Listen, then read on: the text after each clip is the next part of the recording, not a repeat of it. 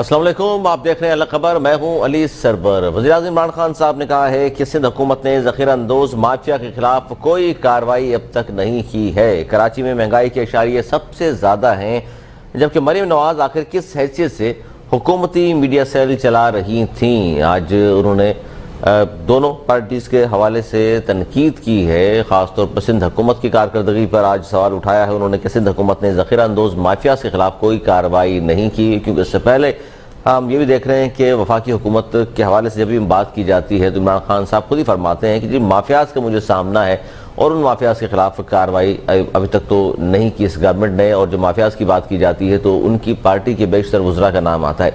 अब वो सिंध हुकूमत पर बरसते हैं जी। उन्होंने कहा सिंध हुकूमत ने भी ज़ख़ीरा अंदोज़ जो माफिया है उसके खिलाफ कार्रवाई नहीं की, इसलिए कराची में महंगाई के इशारिये सबसे ज़्यादा हैं। और दूसरी तरफ मरीम नवाज़ की मुबैना ऑडियो टेप के हवाले से उन्होंने कहा कि किस हैसियत से हुकूमती मीडिया सेल चला रही थी। क्योंकि ये जब ऑडियो सामने आई है तो उसको तस्लीम किया मरीम नवाज़ साहिबा ने, और उन्होंने कहा था कि जी मेरी ही आवाज़ है और मैं साकिब निसार साहब की तरह ये नहीं कहूँगी कि मेरी आवाज़ नहीं है। उस पर तनकीद की है और उस पर इंक्वायरी का हुक्म भी दिया है, लेकिन मुबैना ऑडियो जो सामने आई थी साकिब निसार साहब की, अब तक उस पर कुछ नहीं हुआ।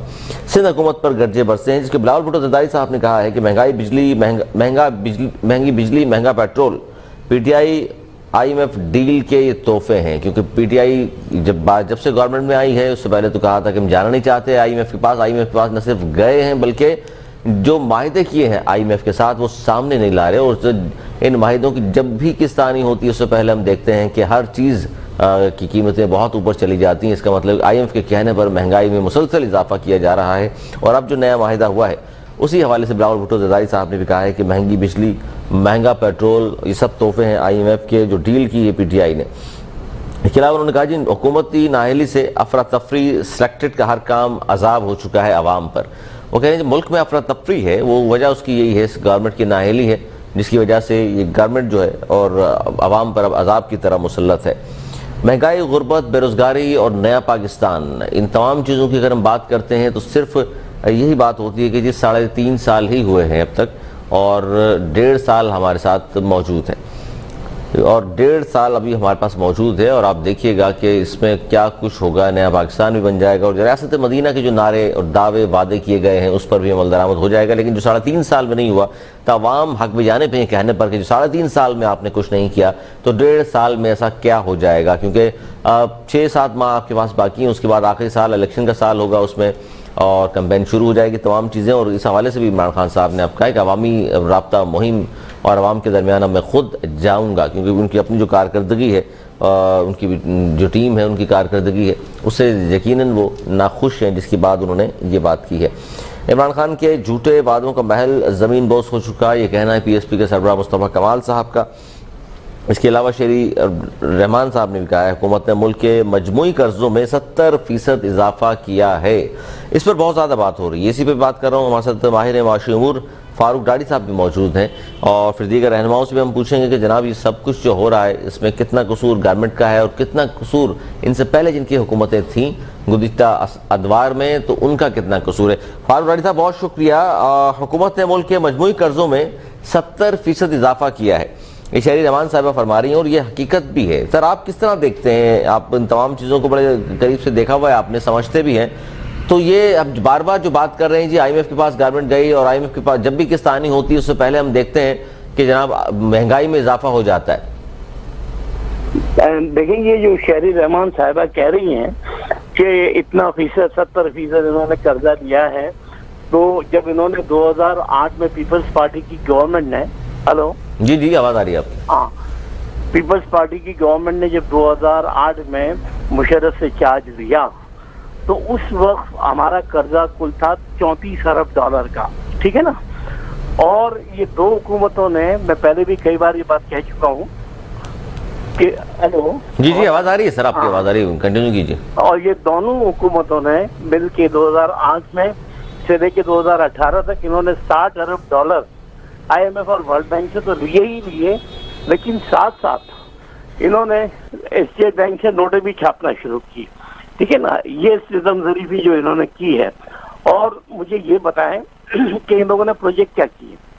अगर पीपल्स पार्टी की बात है और शेरी रहमान साहिबा जो कह रही है तो मुशर्रफ ने सारा अप्रूव हमारा K4 का मंसूबा था जो कि 25 अरब रुपए का था, ठीक है ना। तो उस वक्त इनकी पीपल्स पार्टी की गवर्नमेंट सिंध में भी थी और मरकज में वफाक में भी थी। तो इन्होंने जो K4 का पानी का मंसूबा था, कराची तक जो पानी पहुंचाना था, 25 अरब रुपए, चूंकि इसकी फिजर बन चुकी थी और हर चीज हो चुकी थी, लेकिन इन्होंने नहीं किया। क्यों नहीं किया? इसलिए कि इनको कुछ अंदर मिल नहीं रहा था, समझिए ना। तो मकसद करप्शन का सिलसिला जो इन दो हुकूमतों से शुरू हुआ है, तो 60 अरब डॉलर ये दोनों हुकूमतों ने लिए हैं। सर ये 60 अरब, ठीक है आपकी बात दुरुस्त है। अगर ये दोनों हुकूमतें को गुज़िश्ता अतवार की आप बात कर रहे हैं कि 34 अरब डॉलर से और 60 पर पहुंच गया, तो सर ये 3.5 साल इस गवर्नमेंट को हो चुके हैं और करप्शन भी नहीं हो रही, बल्कि तो पैसा पकड़ रहे हैं, बाहर से लोग भी भेज रहे हैं, उसके बावजूद खजाना क्यों खाली है? इमरान खान साहब ने भी 3 दिन पहले कहा, इमरान खान साहब ने, कि मुल्क इसलिए नहीं चल रहा कि हमारे पास पैसे नहीं है। नहीं, देखिए मैं आपको बताता हूँ, बिल्कुल जिस तरह से जितने पैसों की रिक्वायरमेंट है उतने पैसे यकीनन नहीं है, वरना ये है कि नवाज शरीफ जो खजाना जो खाली छोड़ के गया, तो उस वक्त से 7.5 से 8.25 अरब डॉलर जो छोड़ के गया था। आज वो अल्हम्दुलिल्लाह हुकूमत के पास कम से कम 27-28 अरब डॉलर का रिजर्व मौजूद है। लेकिन दूसरी तरफ आप देखें कि आपका इंपोर्ट बिल कितना बढ़ चुका है। सर ये कहाँ मौजूद है फिर? क्यों सऊदीया से जाके लाने पड़े हमें? सर बड़ा अहम मौका था और इस पर जाहिर दिफा के हवाले से भी बजट चाहिए होता है आपको। IMF से फिर इतने महंगे मायदे क्यों हो रहे हैं अगर आपके पास ऑलरेडी मौजूद है पैसे? जब हुकूमत संभाली गई हमारे अपने PTI की, तो उस वक्त पाकिस्तान को फौरी तौर पे 9.2 बिलियन डॉलर फौरी तौर पे देने थे। और उस वक्त ये जो सुपर पावर से उन्होंने उन तमाम ममालिक को मना कर दिया था कि पाकिस्तान को कुछ ना दे, क्योंकि एक प्लान बन चुका था पाकिस्तान को डिफॉल्ट करने का। और आपको 9.2 बिलियन डॉलर का तो सवाल ही पैदा नहीं होता। और सर उस वक्त भी आपके काम कौन आया था? उस वक्त सऊदीया गए आप? उसमें सऊदीया ने आर्मी चीफ को लेकर के थे इमरान खान साहब के, तो जाहिर है जाने भी मिलने भी नहीं थे। आर्मी चीफ गए, उन्होंने यकीन दहानियां कराई, फिर मिल गए, अब फिर जरूरत पड़ी, फिर वो गए हैं, फिर तमाम बातें। देखिए ना, आप देखिए उसके ऊपर मकसद क्या था उस वक्त, ये जो 9.2 बिलियन डॉलर में हमको डिफॉल्ट करने का, इसलिए हमको डिफॉल्ट करके हमारी सारी एक्सपोर्ट, हमारी हर चीज पे बैन लग जाती और इनको हमारा न्यूक्लियर प्रोग्राम को जो ना वो कैप्चर करना था, CPEC को खत्म करना था। इसी वजह से फिर चाइना ने जो पैसे कम पड़ते थे वो क्लब के दिए और 9.2 बिलियन दिए। उसके बाद फिर PDM की पाकिस्तान डिस्ट्रॉइंग मूवमेंट शुरू की, उसके अंदर भी इनको फाइनेंसिंग की गई, वो भी फेल हुई। जब उन्होंने कहा 1.5 मिलियन, हेलो जी, 1.5 मिलियन लोग मैं लेके आऊंगा, तो उसका मतलब समझ लो कि 1.5 मिलियन के फी बंदे के हिसाब से जो भी 500, 800, 1000 डॉलर जो भी वो बाहर से दे रहे थे।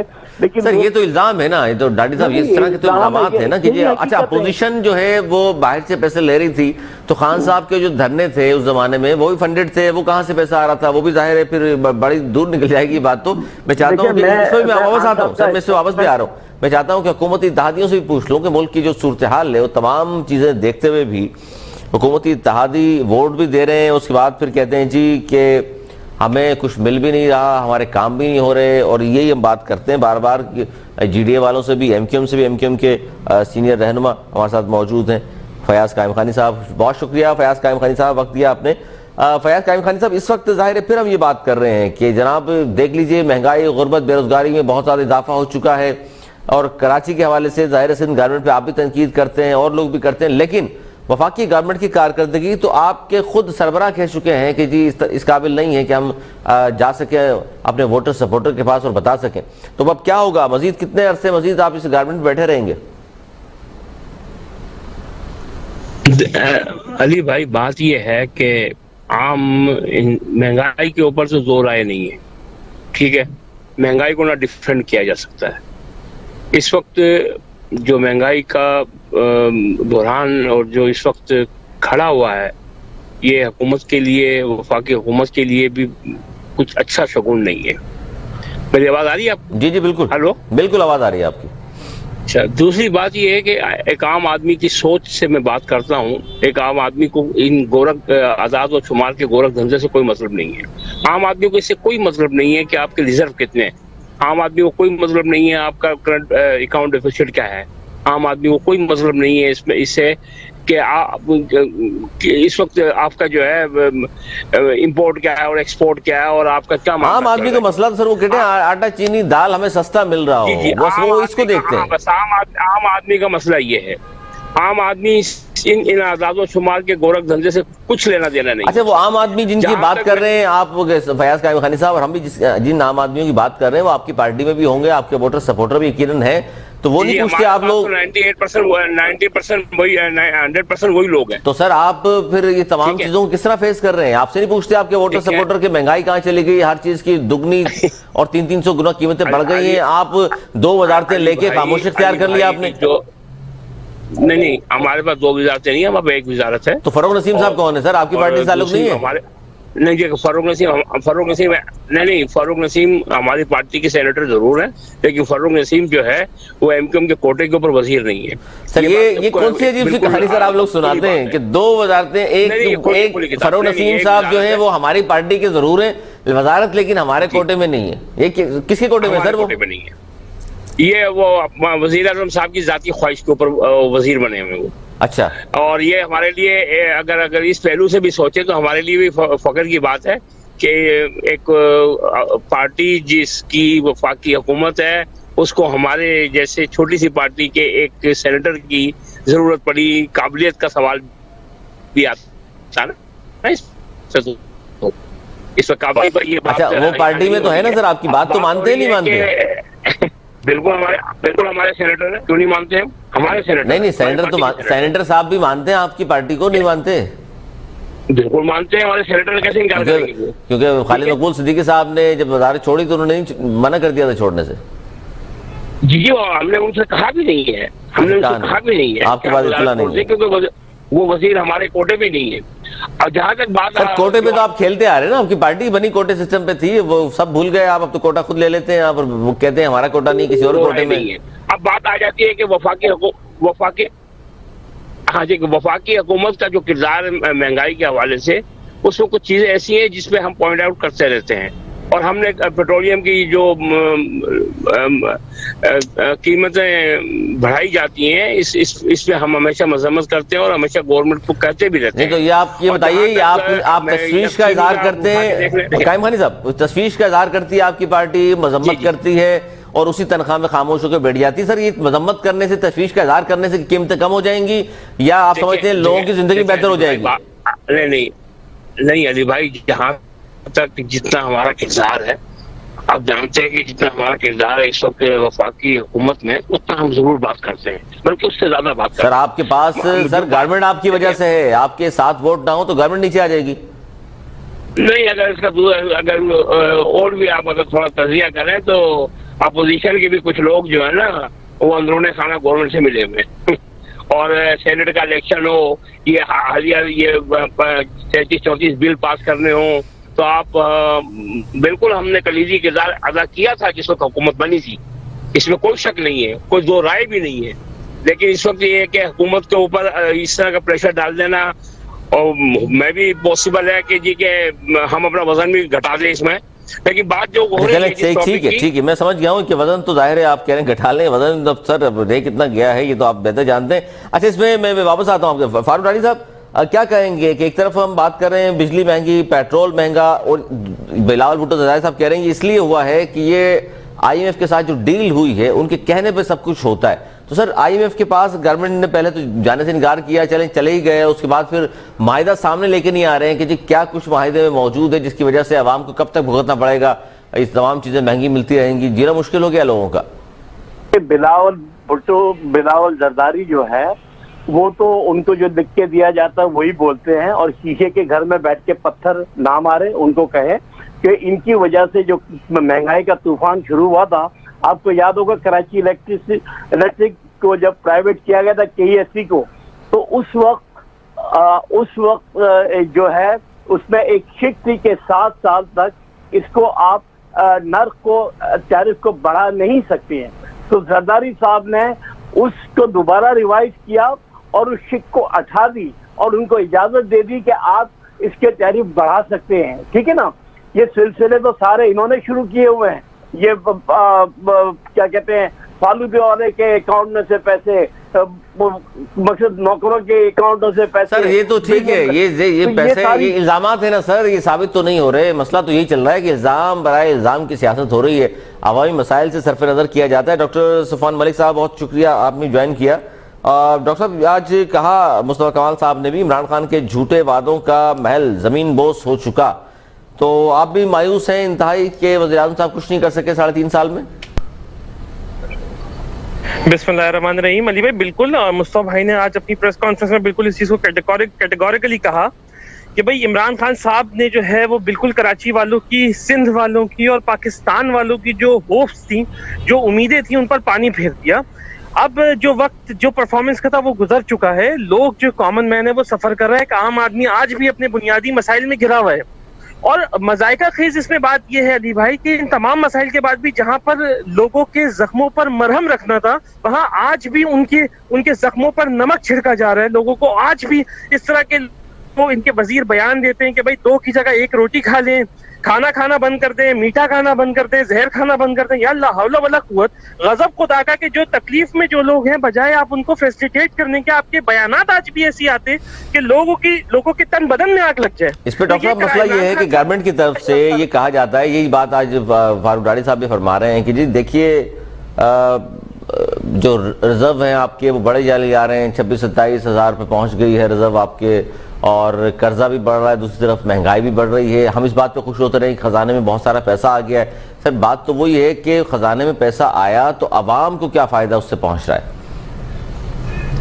भाई देखें, ये तो इस बात में भी बहुत ज्यादा जान इसलिए नहीं है कि देखें, आपकी जो डॉलर है, आप उसकी पोजीशन देख लें, आपके सामने है 120-30 के दरमियान इनको ये डॉलर मिला था, ये 170 भी उसको क्रॉस करा चुके हैं। तो ये तो किसी भी हवाले से अगर आप किसी भी सिवाय इनके जो मायानास, जो बिजनेसमैन है, इनके जो मायानास तिजारतकार हैं, जो तिजारत को समझते हैं, इनके अलावा अब अगर किसी भी नॉर्मल आदमी से पूछे तो वो तो यही बताएगा कि इस मुल्क का दिवालिया हो रहा है और काफी हद तक हो चुका है।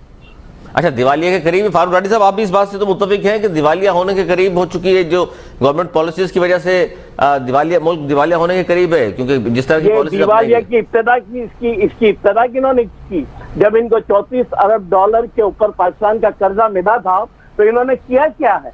ये 10 साल में दोनों हुकूमतों ने 60 अरब डॉलर लिए हैं, और वो क्या किया उस पर? साथ स्टेट बैंक से नाजायज नोटें भी छापते रहे और वो भी मार्केट में डालते रहे, और यहाँ से हवाला हुंडी और ये जो आयान अली जैसे कैरियरों के साथ बाहर पैसे भेजते रहे, जो पकड़े भी गए, समझिए ना। तो ये किस बात पे ये करते हैं? असल तो शुरू किया K4 का मंसूबा जो 25 अरब रुपए में बनना था, आज 150 अरब रुपए में हमको बनाना पड़ रहा है। हुकूमत पाकिस्तान को इसका जिम्मेवार कौन है? वो यही लोग है ना। ये सिंध के अंदर आप देखें कि 8 साल के अंदर 5,500 अरब रुपए जो हेल्थ सेक्टर के थे, आप जरा सिंध के अंदर जाके उन अस्पतालों की और उन क्लिनिकों की पोजीशन देखे।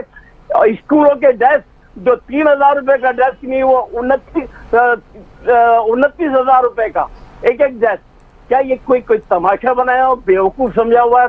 घर के अंदर लोग मर रहे हैं, पानी नहीं है, कुछ नहीं है। सिंध के अंदर ना अस्पताल है ना स्कूलों के। ये तो सर ये देखिए, बंद कर दिए सर, 5,000 स्कूल बंद कर दिए, या सर में कुछ नहीं हो रहा, या पंजाब में बच्चे हॉस्पिटल के बाहर माए जन्म देने में मजबूर है फुटपाथ पर। ये तमाम चीजें मौजूद हैं, बिल्कुल हैं, हकायक यही हैं। लेकिन पीटीआई की गवर्नमेंट जिन वादों पर आई थी, जो नारे, जो दावे किए गए थे, उस पर तो किसी हद तक कहते हैं ना अमल दरामद कर देते तो शायद कुछ ना कुछ बेहतर हो जाता। लेकिन आज जो सर्वे जितने भी कराए जाते हैं, आवाम से सर्वे रिपोर्ट सामने आती हैं, उसमें 85% लोग ये कह रहे हैं जी हमारा सबसे बड़ा मसला महंगाई है। जिस तरह बात की फयाज कायम खानी साहब ने कि आवाम का जो मसाइल है उस पर तो तवज्जो है ही नहीं। बात बार बार होती है कि जी आटा चीनी दाल ये चीज़ें कब सस्ती होंगी, तो आप बताते हैं जी IMF से ये मज़ाकरात हो गए, हमारे ख़जाने में सऊदी अरब से इतने पैसे ला के रख दिए हैं, चाइना की वजह से ये हो गया। आम आदमी को फ़ायदा नहीं पहुँच रहा। इसमें बात करूँगा, छोटा सा ब्रेक ले लें, ब्रेक के बाद फिर हाजिर होते हैं और इनसे बात आगाज़ करेंगे कि आम आदमी को फ़ायदा फिर कैसे होगा।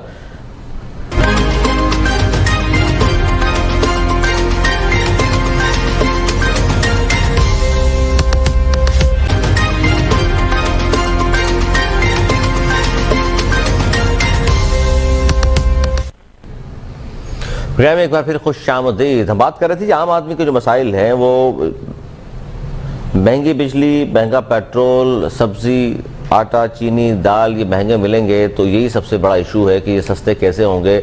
आपके पास बेशक खजाने में पैसे बढ़ते जाएं, बेशक IMF से कितने ही आप माहिदे कर लें, लेकिन ये चीज़ें सस्ती नहीं होंगी तो लोग परेशान हाल रहेंगे। और फिर जाहिर है लोगों के पास चॉइस क्या होती है कि फिर वो इंतज़ार करते हैं कि जी अब फिर इलेक्शन हो तो हम किसी बेहतर लोगों को मुंतखब करें।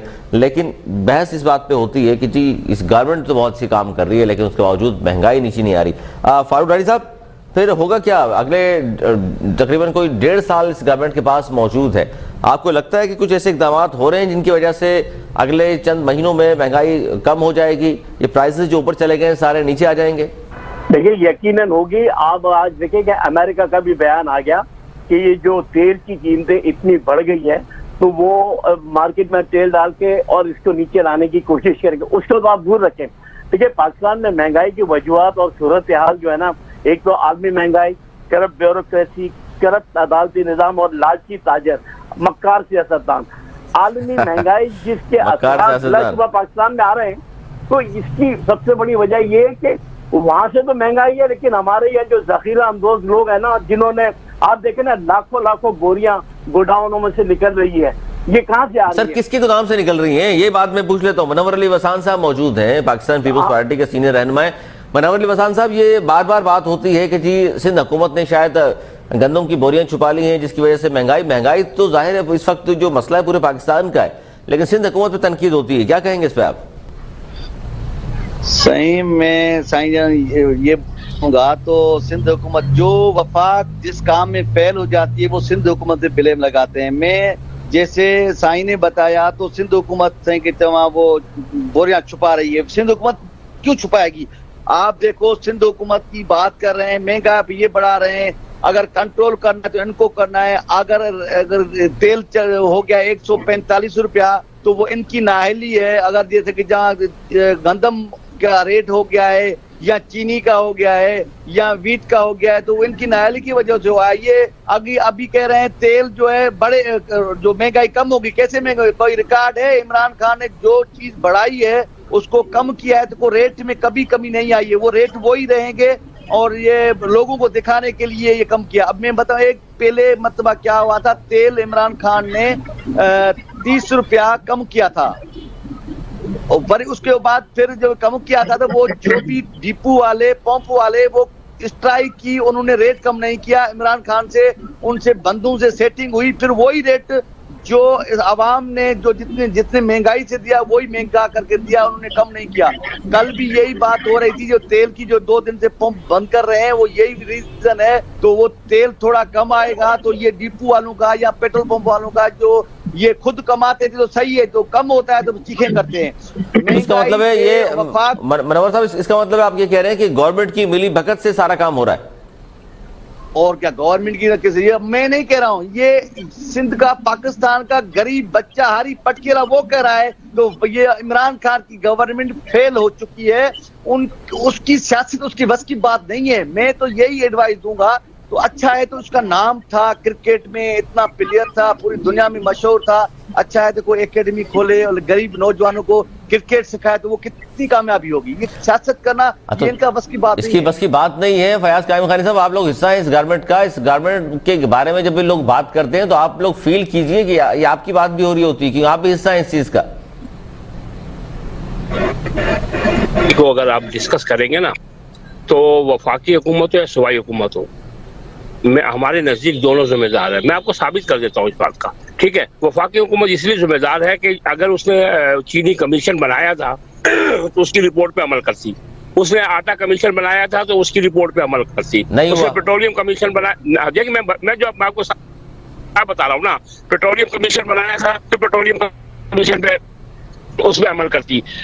जो उनकी सफों के अंदर जो लोग बैठे हुए हैं, जो किसी भी सिंडिकेट के मेंबर हो, चाहे वो किसी माफिया के मेंबर हो, उन पे किसी पे एक्शन नहीं लिया गया वफाक के अंदर भी। अब आ जाइए सूबाई हुकूमत की तरफ।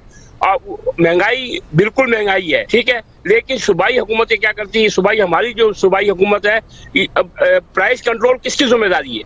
वफाकी हुकूमत की जिम्मेदारी नहीं है। आम मार्केटों में जिम्मेदारी किसकी है? ये हमारी सिंध गवर्नमेंट की जिम्मेदारी है और जो डिस्ट्रिक्ट एडमिनिस्ट्रेशन है उसकी जिम्मेदारी है। ये जो commissioner, deputy commissioner, assistant commissioner जो है, ये इनकी जिम्मेदारी है। कहीं आपको नजर आ रहा है कहीं मार्केटों में कुछ प्राइस कंट्रोल तो सिंध गवर्नमेंट की जिम्मेदारी है सिंध में, लेकिन महंगाई बढ़ रही है, इसमें तो सिंध गवर्नमेंट का कसूर है या नहीं है?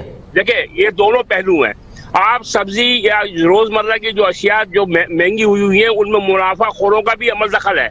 अब जो डिस्ट्रिक्ट एडमिनिस्ट्रेशन है, जो जिले इंतजामिया है, वो अपने काम छोड़ के वो बिल्डिंगों की तरफ गए हुए हैं। उन्होंने बिल्डिंगों को भी ध्यान दिया हुआ है।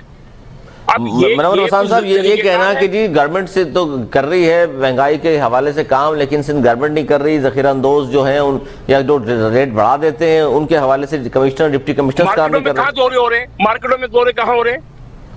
जी मनोहर मसान साहब, डीसी सिंध गवर्नमेंट कर रही है। पूरी बात सुनो, केपी के भी महंगा अब नहीं है, वो किसकी गवर्नमेंट है? सिंध की या वफाकी बोर्ड की नहीं है, वो कंट्रोल नहीं कर सकते। चलो सिंध नहीं करे, इसने क्या किया है? पंजाब में इन्होंने क्या किया है? बलोचिस्तान में क्या किया है? कौन सी इन्होंने रेट कम किए? ये बात भी है, ये इनकी नाअहली है। इन्होंने भाई चलो सिंध पे कर रहे हैं, सिंध की कमजोरी है। सिंध क्या है और सूबे में क्या है? और सूबे में से ज्यादा है। यहाँ गंदम का रेट क्या है और इनके औरों में क्या है? हमने तो गरीबों को सब्सिडी दी है। अगर गंदम की बात की जाए तो इन्होंने 1800 में ली, हमने 2000 में। अभी इस साल हमने 2200 किया है, इन्होंने 2000 किया है। अगर किसानों का फायदा है इसमें, आप ये कह रहे हैं उसमें किसानों का फायदा हुआ है? नहीं, मैं कह रहा हूँ जो महंगाई की बात कर रहे हैं, महंगाई इनके पेट्रोल और इनके जो डॉलर के वजह से और इनके अपने कामों की वजह से हुई है।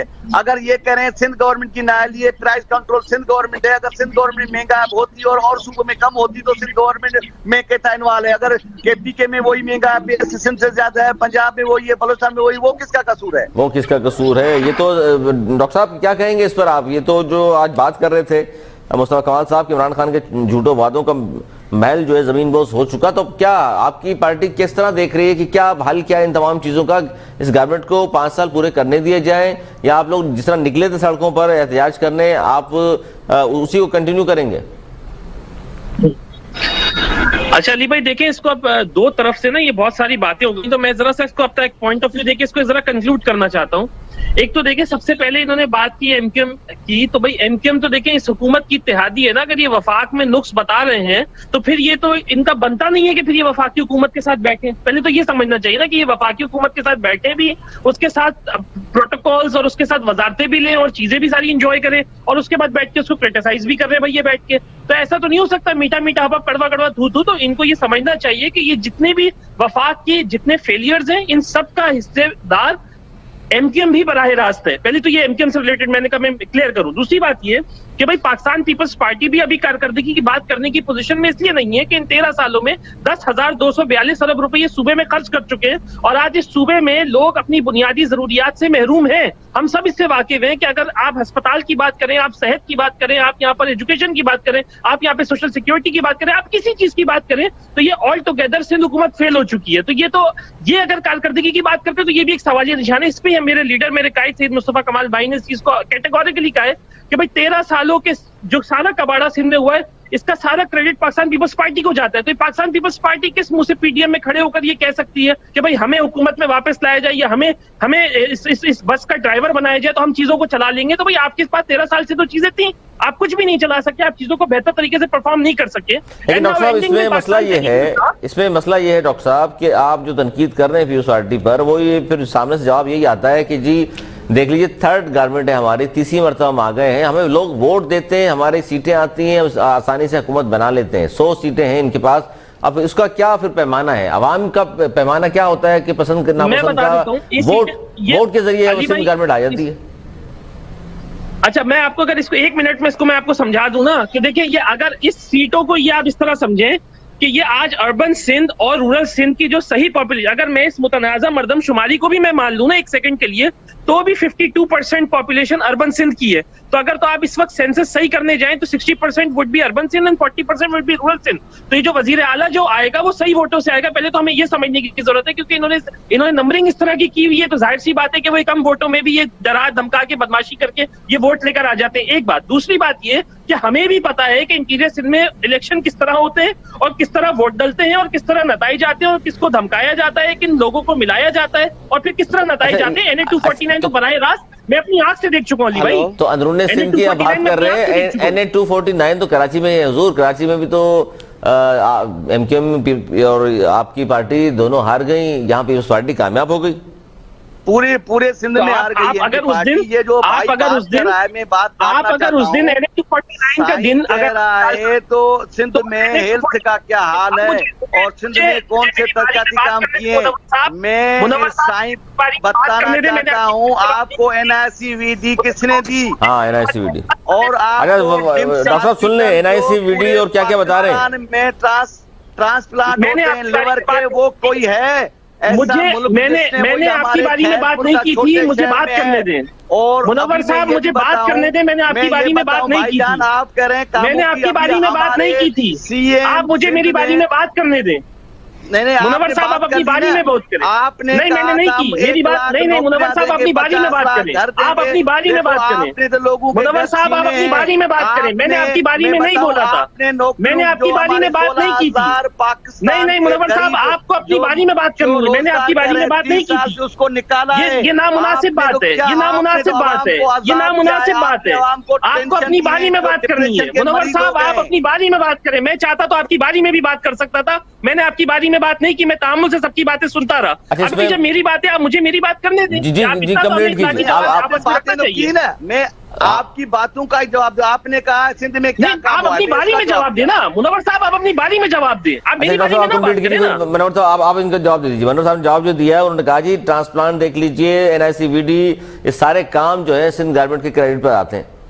सिंध गवर्नमेंट अरे तो आप NICVD में देखिए ना कि 40 लाख रुपए तनख्वाह देके नवीद कमर के भाई को, नवीद कमर साहब के भाई को वहां पर लगाया हुआ है। अरे काम अच्छा हो रहा है नहीं हो रहा? तनख्वाह तो एक अलग मौजूद हो जाएगा ना। काम तो अच्छा हो रहा है, डॉक्टर साहब नहीं हो रहा। वाले तो केसेस भुगत रहे। काम मैं नहीं करूंगा, नवीद कमर के भाई ने छोड़ दिया, उसने कहा मैं नहीं करूंगा, मैं काम भी करूंगा। भाई उसपे नैब के केसेस हैं मुनव्वर साहब, अरे डॉक्टर साहब मसला ये है कि नैब के केसेस तो वफाकी हुकूमत के मुतअद्दिद वज़रा पर है। जिसको चाहो नेब के केस में कर सकते हो, आप बादशाह बंदे हो, आपको कौन आपसे नहीं मुनव्वर ऐसा नहीं है, ऐसा नहीं है। वो केसेस भुगत रही थी करप्शन की, अजब करप्शन की गजब दास्तान है पाकिस्तान पीपल्स पार्टी की। मुनव्वर साहब डॉक्टर साहब अजब करप्शन की ये जो आप बात कर रहे हैं साहब और मनव्वर साहब जो बात कर रहे हैं वो यही है कि करप्शन की नैब के केसेस तो डॉलर का एक रात में 40 रुपया, डॉलर एक रात में 40 रुपया बड़ा क्या आपने अरबे रुपया नहीं कमाया? चीनी का जो आपका जो है, जो इमरान साहब जिस जहाज में घूमता था वो अरबों रुपया शौकत का नाम भी शामिल है इसमें। ये बात तो दुरुस्त है आपकी मनव्वर हुसैन साहब, ये बात तो दुरुस्त है। इसमें फारूक राठी साहब देखिए, सिंध गवर्नमेंट के हवाले से आप जितनी भी बात करें वो सिंध तक महदूद होगी, लेकिन हम इमरान खान साहब की बात इसलिए करते हैं, वफाकी हुकूमत है और वज़ीर आज़म पाकिस्तान है, पूरे पाकिस्तान को उन्होंने चलाना है, देखना है, पॉलिसीज बनानी है, लेकिन नजर कुछ नहीं आ रहा। इसलिए बार बार लोग इसी बात पर संजीदगी से बात करते हैं कि जी इस तरह की कोई पॉलिसीज मजीद 1.5 साल इस गवर्नमेंट का रह गया है, हमें नजर नहीं आ रही कि वो कंप्लीट होंगी तो लोगों को कुछ सुख चैन नसीब हो जाएगा। देखिए पहली बात तो ये है कि पहले तो ये महंगाई की जो बात चल रही है ना, एक बात मैं पहले क्लियर कर दूं कि चले महंगाई तो बहुत है, तो आज पीपल्स पार्टी और अगर मुस्लिम लीग चाहे तो सारी शुगर इंडस्ट्रियां इन्हीं की है, 90% जरदारी की और नवाज शरीफ की है। देना 40 रुपए किलो लोगों को चीनी, अगर इतनी पाकिस्तानी आवाम की हमदर्दी है। सर वो ये कहते हैं इस पे सर जवाब एक जवाब तो ये है पीपल्स पार्टी की जानिब से, वो कहते हैं जरदारी साहब की अगर हैं भी तो हमें पहली बात तो विजिट करा दें और बंद पड़ी हुई है। नहीं तो अच्छा, दूसरा 8 अरब रुपए की गंदुम जो जाया हो गई यहाँ पे सिंध के अंदर, उसका कौन जिम्मेदार है? सर गंदुम जाया किस तरह हुई, गायब हो गई, चूहे खा गए, क्या कहना चाह रहे हैं आप? अच्छा वो उनसे पूछे ना कि कहाँ गई वो गंदुम, कहाँ गई? वो तो कह रहे हैं मनव्वर हुसैन साहब गंदुम कहीं गायब हुई है तो बताइए। अच्छा दूसरी चीज ये, हाँ ये सर सुन लिया जवाब सर आपने, वो कह रहे हैं अफगानिस्तान को जो आप लोगों ने गिफ्ट दिया है वो गंदुम कहाँ है? अफगानिस्तान को गिफ्ट दे रहे हैं। दूसरा ये कि रायान अली जैसों के साथ अगर डॉलर बाहर नहीं भेजे जाते ना तो आज हमारी इकोनॉमी की पोजीशन बहुत अच्छी होती, समझ गए ना? ये जो अरबों डॉलर यहाँ से एक तरफ वहां से वो भाग गया, क्या कहते हैं मुस्लिम लीग का इसहाकदार, सर्विंग वजीर खजाना अपनी हुकूमत ने पैसे भेज के वो यहाँ से रेस हो गया। अरे कोई तमाशा बनाया हुआ यहाँ पे, वहां पे अयान अली पकड़ी गई, ये सारी चीजें और रिकॉर्ड नहीं है। और कहते कि वो तो मस्जिद बनाने के लिए पैसे लेके जा रही थी। जरा कोई शर्म और कोई हया होती है। और आज इकोनॉमी का जो बेड़ा गर्क किया। अच्छा सर, ये तो आपने दो अशखास पे सारा जिम्मेदारी डाल दी। कयान अली और डार साहब अगर होते, पकड़े जाते तो काम बहुत अच्छा हो जाता। उन दो की वजह से पाकिस्तान तबाह हो गया। नहीं, एक चीज और आप सुने ना, आप यहाँ पे क्या क्या चीज करेंगे। बिजली के 3.5 लाख इंडस्ट्रियल कमर्शियल कनेक्शन है, जबकि सिर्फ रजिस्टर्ड 40,000 कनेक्शन है कमर्शियल। तो ये हमारे यहाँ हर जगह से आवे का आवा बिगड़ा हुआ है। आज आप कराची का और लाहौर का टैक्स पेमेंट का निजाम देख लें तो मैं समझता हूँ कि कराची जितना टैक्स देता है सर कराची के ऊपर आप बात कर रहे हैं, बार बार मैं ये कह रहा हूँ वफाक की हुकूमत में भी कुछ बता दें क्या अच्छा काम किया है। अच्छा मैं बता रहा हूँ, वफाक के अंदर आपका ट्रेड डेफिसिट खत्म हुआ नहीं हुआ। मुशर्रफ के दौर में अगर आप कोई चीज इंपोर्ट करते थे तो $125 की अगर चीज आप इंपोर्ट करते थे तो $100 की चीज आप एक्सपोर्ट करते थे। 25% खसारा था जरदारी साहब की हुकूमत ने और ये नवाज शरीफ की हुकूमत ने ये खसारा बढ़ गया। अच्छा सर मैं 30 सेकंड में point of view Manwar Hasan साहब क्या कहेंगे इस पर, आप जो इल्जामात सिंध पे पाकिस्तान पार्टी पे लगा रहे हैं? सही कौन से इल्जाम लगा रहे हैं? मैं उसकी साईं की बातें नहीं सुनी। सर ये कह रहे हैं कि इमरान खान साहब तो अच्छा काम कर रहे हैं, पीपल्स पार्टी ने कुछ नहीं किया, गंदम गायब हो गई यहाँ से, यहाँ पर जखीरा अंदोजी भी हो रही है और गवर्नमेंट कुछ नहीं कर रही। अच्छा मैंने आपको बताया इधर गंदम के लोग मर रहे हैं, भूखे मर रहे हैं, ये अफगानिस्तान को गिफ्ट दे रहे हैं और ये इन्होंने पहले भी दिए है। और ये कह रहे हैं तो पाकिस्तान पीपल्स पार्टी ने जितना भी किया है इन्होंने तो भाई हर तरफ से महंगाई का जो है आवाम पे बोझ डाल दिया है। अगर इनको इतना ही होता तो ये तेल का रेट कहाँ पहुंचाए, इनको उस वक्त कुछ सोचना चाहिए था। इनको जो फिनांस मिनिस्टर है उसको बिठा के उनको समझाना चाहिए था। ये अचानक जंप देते हैं, ये क्या है 30-30 रुपया 40-40 रुपया 20-20 का रेट बढ़ा रहे हैं, ये कोई तरीका है? बंदा तरीका नहीं है, बिल्कुल आवाम पे बोझ डालते हैं। बहुत शुक्रिया फयाज कायम खानी साहब आपका, फारूक राठी साहब आपका बहुत शुक्रिया, मनवर हसन साहब, डॉक्टर सफवान मलिक साहब आपका बहुत शुक्रिया। टाइम खत्म हुआ प्रोग्राम का, हमने बात की कि जनाब महंगाई कहाँ से कहाँ चली गई है और बात आज खान साहब ने ये की, वज़ीर-ए-आज़म पाकिस्तान ने सिंध हुकूमत ने ज़ख़ीरा अंदोज़ माफिया के खिलाफ कार्रवाई नहीं की, सिंध ने कार्रवाई नहीं की और वहाँ जो बार बार जिनकी रिपोर्ट्स आ चुकी हैं, शुगर माफिया हो, गंदम माफिया हो, उनके खिलाफ खान साहब आपने भी कोई कार्रवाई नहीं की। आज तक के लिए इतना ही, अगले प्रोग्राम तक के लिए सर मेरी टीम को दी इजाज़त, मरने के बाद।